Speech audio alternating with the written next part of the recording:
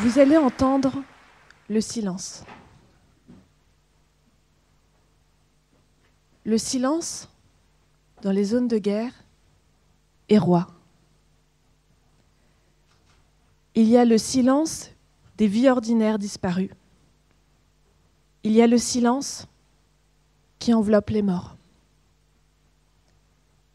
Je roulais depuis 4 heures environ.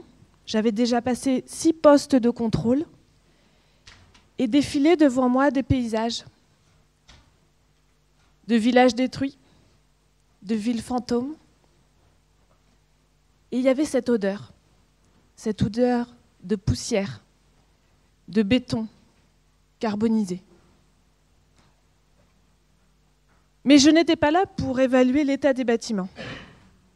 Non. J'étais là pour ce qu'on appelle faire un diagnostic de l'état émotionnel des personnes qui avaient vécu des souffrances. Les souffrances de la guerre, les victimes de la guerre. Et moi, j'ai cette chance d'arborer un emblème que vous connaissez certainement. Une croix rouge sur fond blanc. Ce que vous ne connaissez peut-être moins, c'est ce qu'il incarne, cet emblème. C'est l'espérance, c'est l'humanité. Et derrière lui, c'est 7 principes, dont 3 sont fondamentaux. Humanité, impartialité et neutralité. L'humanité, c'est aller vers l'autre, alléger les souffrances de l'homme. L'impartialité, c'est soigner le blessé, quelle que soit son origine, son appartenance. La neutralité, ne pas prendre part au conflit armé. Rester neutre pour avoir la confiance de tous. Mais il y a aussi l'envers du décor. Parce que le mois dernier, une ambulance a été prise pour cible. Parce que régulièrement, les services de santé sont pris pour cible. Et que l'on ne peut pas soigner les blessés. Et que les hôpitaux sont ciblés également. Notre travail consiste à dialoguer avec l'ensemble des acteurs des conflits armés. Ce dialogue, c'est presque de la diplomatie humanitaire. Et il est possible grâce à un mouvement. C'est le mouvement international de la Croix-Rouge et du Croissant-Rouge. Un mouvement universel, présent, partout, ici même, sur le territoire français, à travers la Croix-Rouge française, composée de 59 000 bénévoles et 17 000 salariés. Mais dans le monde entier, c'est 97 millions de personnes qui vont mener des activités, aussi bien en Syrie qu'en Afghanistan, en République démocratique du Congo qu'en Colombie. Nos compétences sont diverses. Chirurgie de guerre, eau et assainissement, ingénierie et le droit. Parce que nous n'avons jamais d'armes, pas d'escorte armée. La seule arme, ce sont les mots. Et ces mots, je vais vous les faire connaître en 3 lettres. D-I-H, pour droit international humanitaire. Un droit dans la guerre, le droit des conflits armés. Un droit dans la guerre, étrange. Des règles, un cadre juridique dans cette barbarie. Oui. C'est un droit qui existe depuis très longtemps, que l'on retrouve dans les conventions de Genève de 1949 et les protocoles additionnels de 1977. C'est un droit qui va trouver un équilibre entre des nécessités militaires et les impératifs humanitaires. Ce droit a 2 objectifs. Le premier, vous protéger. Protéger les personnes qui ne combattent pas. Et les personnes qui ne combattent plus. Prisonniers de guerre, les blessés. Ce droit va limiter les moyens et méthodes de combat. Et il existe un certain nombre de traités qui va interdire l'usage de certaines armes ou limiter l'emploi de certaines armes.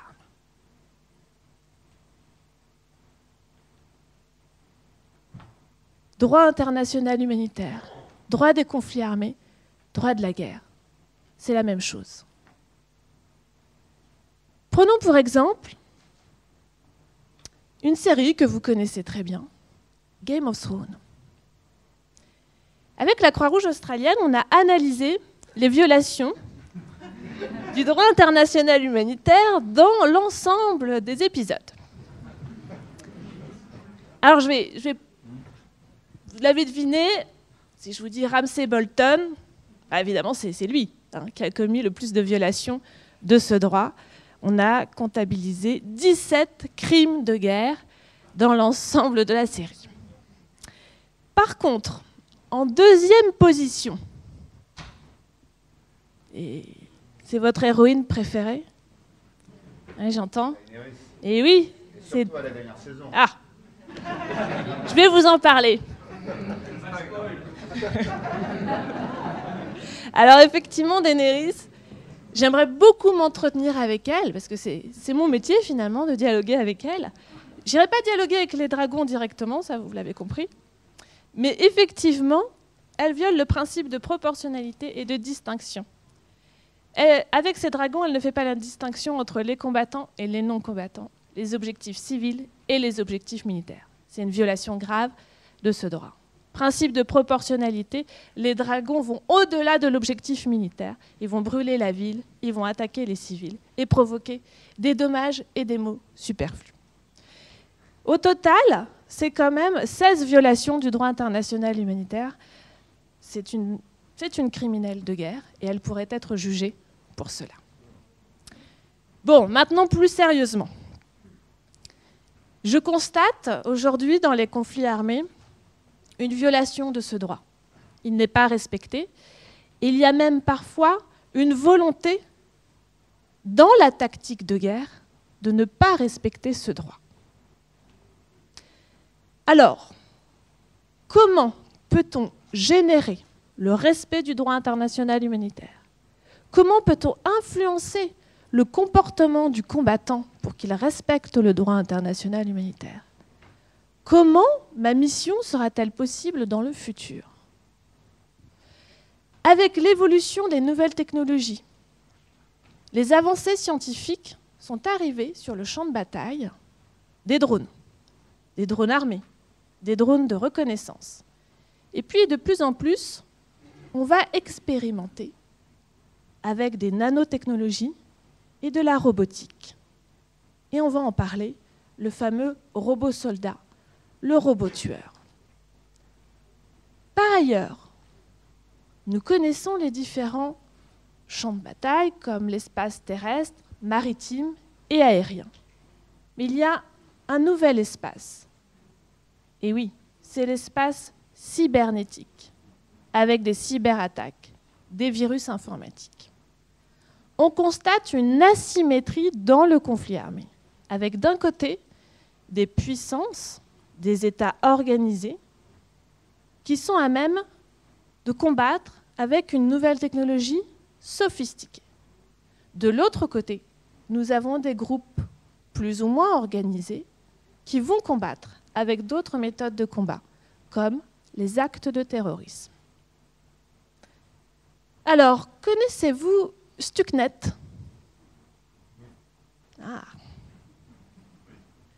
Stuxnet, c'est un virus informatique hyper sophistiqué.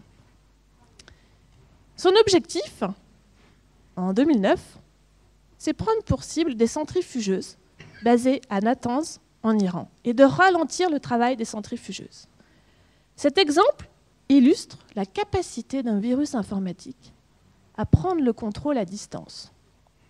Alors ça peut être d'une centrale nucléaire, d'une centrale électrique, d'un barrage, et donc de le faire exploser, provoquant des dommages indirects pour les civils.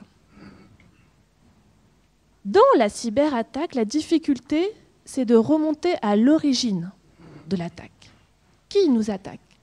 Qui est responsable pénalement? Ce sont des enjeux pour demain. Peut-être avez-vous déjà croisé Big Dog? Oui, apparemment. Big Dog, c'est le fidèle compagnon du soldat américain. il va l'alléger, notamment dans les zones arides. Alors, il faut imaginer un mulet à 4 pattes qui va se déplacer. Ce mulet-là, c'était un prototype à la base, mis en place par l'entreprise Boston Dynamics aux États-Unis, financé en partie par la DARPA. Mais ce prototype, finalement, on va l'abandonner.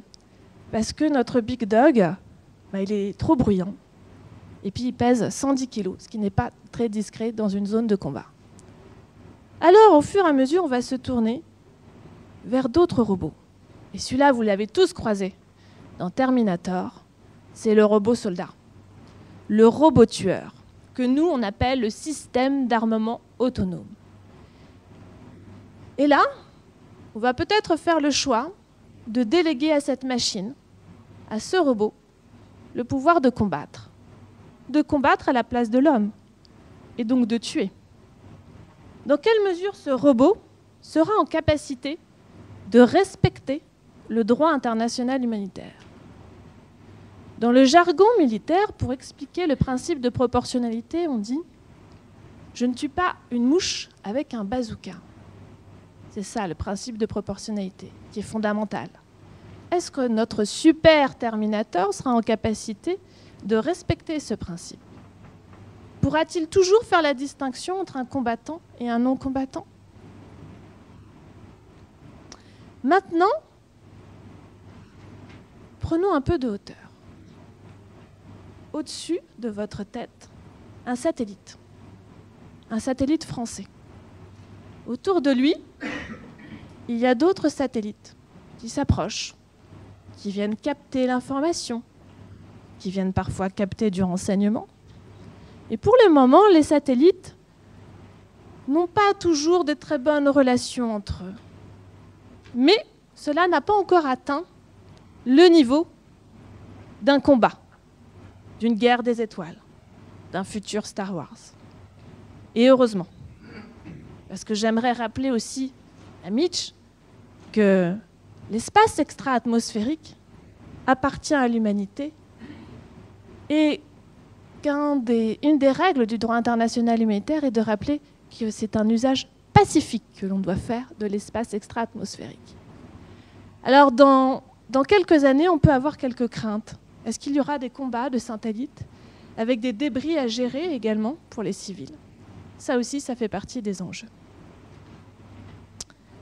Alors évidemment, au sein du mouvement international de la Croix-Rouge et à la Croix-Rouge française, nous recherchons des solutions et des réponses. Tout d'abord, nos fameuses conventions de Genève de 1949, on va les réinterpréter au regard de la manière de faire la guerre aujourd'hui et des nouvelles technologies. Deuxièmement, on va diffuser, promouvoir ce droit. Mais cela ne va pas suffire.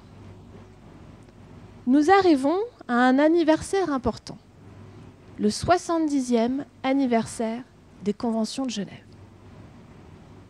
Et j'aimerais faire ce rêve impossible, une utopie. C'est celui-ci. En 1872, Gustave Monnier, qui était un juriste, qui était le premier président du Comité international de la Croix-Rouge, avait eu cette idée. Il faut créer des instances judiciaires. Ça fait partie des acteurs de dissuasion pour faire respecter le droit international humanitaire. Et dans l'histoire, nous avons eu le tribunal pénal international pour l'ex-Yougoslavie, le tribunal pénal international pour le Rwanda, et nous avons aujourd'hui la Cour pénale internationale qui siège à La Haye. Mais ce que nous n'avons pas, c'est une organisation supranationale qui dispose d'un mécanisme qui agisse dès le temps de paix. Il faut une organisation qui puisse agir pour mettre en œuvre ce droit international humanitaire dès le temps de paix, c'est-à-dire intégrer ces règles de droit et les transposer dans notre droit interne. Faire vivre ce droit, dispenser d'un enseignement, notamment auprès des écoles militaires, mais de tous ceux qui vont combattre. Renforcer ce droit international humanitaire pour relever les défis humanitaires Et puis surtout, mettre en place un contrôle de la licéité des nouvelles armes. C'est-à-dire, lorsqu'on crée une nouvelle arme, veiller à ce qu'elle respecte déjà le droit international humanitaire, pour ne pas avoir de mines antipersonnelles qui ont été interdites en 1997, des bombes à sous-munitions, et puis peut-être aujourd'hui, mieux cadrer l'usage de drones, de cyberattaques et de robots de demain. Alors vous l'avez compris, ce droit qu'on a tendance à dire un peu daté, parce qu'il date de 1949 et des protocoles additionnels de 1977, ces règles n'appartiennent pas au passé. Il appartient à chacun d'entre nous de les faire vivre aujourd'hui et dans le futur ensemble. Merci.